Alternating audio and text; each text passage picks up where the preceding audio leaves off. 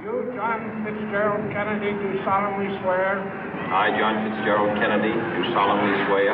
That you will faithfully execute the office of President of the United States. That I will faithfully execute the office of President of the United States. And will, to the best of your ability.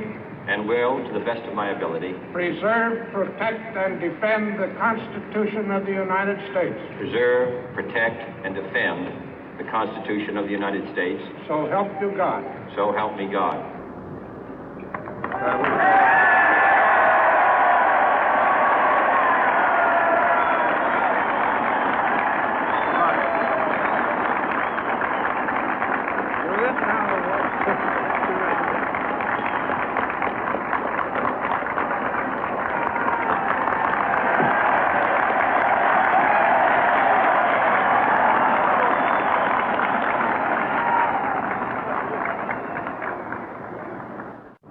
Vice President Johnson, Mr. Speaker, Mr. Chief Justice, President Eisenhower, Vice President Nixon, President Truman, Reverend clergy, fellow citizens.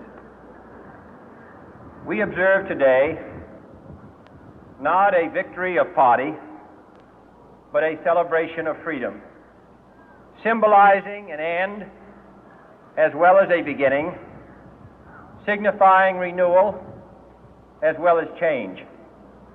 For I have sworn before you and Almighty God the same solemn oath our forebears prescribed nearly a century and 3/4 ago. The world is very different now, for man holds in his mortal hands the power to abolish all forms of human poverty and all forms of human life. And yet the same revolutionary beliefs for which our forebears fought are still at issue around the globe. The belief that the rights of man come not from the generosity of the state, but from the hand of God. We dare not forget today that we are the heirs of that first revolution. Let the word go forth from this time and place to friend and foe alike that the torch has been passed to a new generation of Americans born in this century, tempered by war, disciplined by a hard and bitter peace, proud of our ancient heritage, and unwilling to witness or permit the slow undoing of those human rights to which this nation has always been committed and to which we are committed today at home and around the world.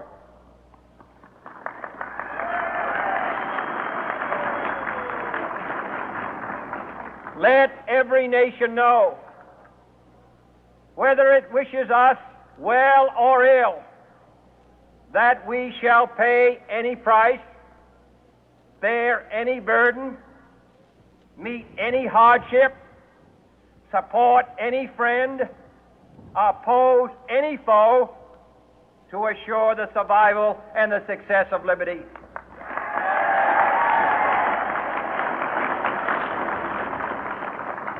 This much we pledge and more. To those old allies whose cultural and spiritual origins we share, we pledge the loyalty of faithful friends. United, there is little we cannot do in a host of cooperative ventures.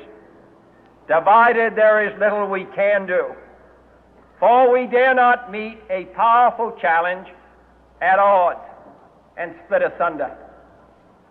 To those new states whom we welcome to the ranks of the free, we pledge our word that one form of colonial control shall not have passed away, merely to be replaced by a far more iron tyranny. We shall not always expect to find them supporting our view, but we shall always hope to find them strongly supporting their own freedom, and to remember that in the past, those who foolishly sought power by riding the back of the tiger ended up inside.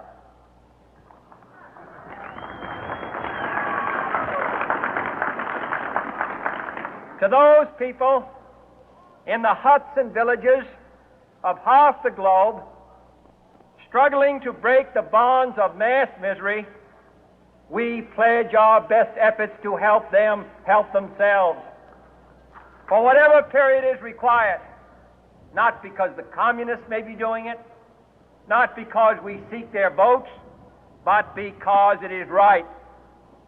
If a free society cannot help the many who are poor, it cannot save the few who are rich.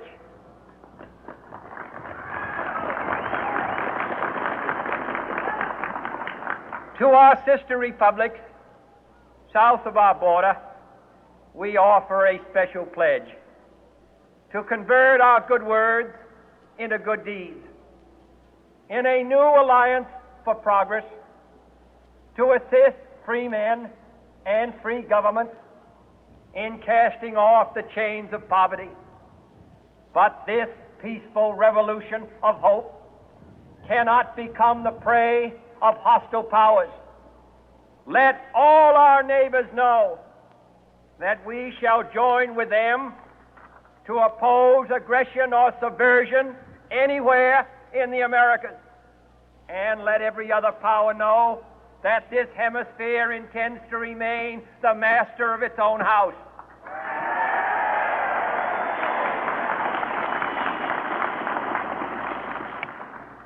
To that World Assembly of Sovereign States, the United Nations, our last best hope, in an age where the instruments of war have far outpaced the instruments of peace, we renew our pledge of support to prevent it from becoming merely a forum for invective, to strengthen its shield of the new and the weak, and to enlarge the area in which its writ may run. Finally, to those nations who would make themselves our adversary, we offer not a pledge, but a request that both sides begin anew the quest for peace. Before the dark powers of destruction, unleashed by science, engulf all humanity in planned or accidental self-destruction, we dare not tempt them with weakness, for only when our arms are sufficient beyond doubt can we be certain beyond doubt that they will never be employed. But neither can two great and powerful groups of nations take comfort from our present course, both sides overburdened by the cost of modern weapons, both rightly alarmed by the steady spread of the deadly atom, yet both racing to alter that uncertain balance of terror that stays the hand of mankind's final war.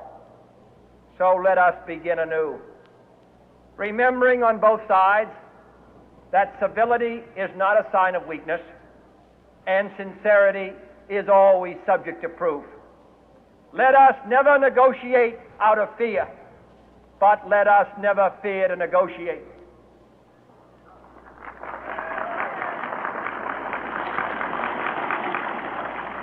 Let both sides explore what problems unite us, instead of belaboring those problems which divide us.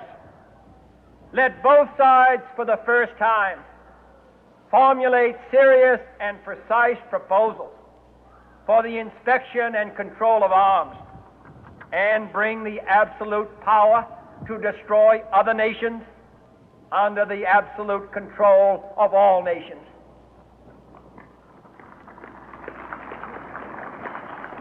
Let both sides seek to invoke the wonders of science instead of its terrors.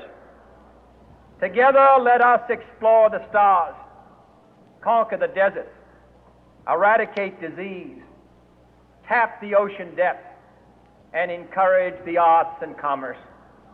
Let both sides unite to heed in all corners of the earth the command of Isaiah to undo the heavy burden and let the oppressed go free.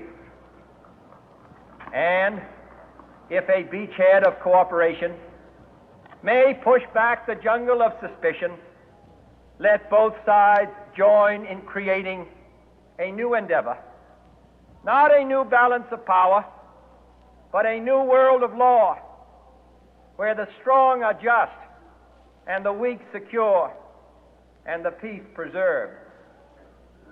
All this will not be finished in the first 100 days, nor will it be finished in the first 1,000 days, nor in the life of this administration, nor even perhaps in our lifetime on this planet. But let us begin.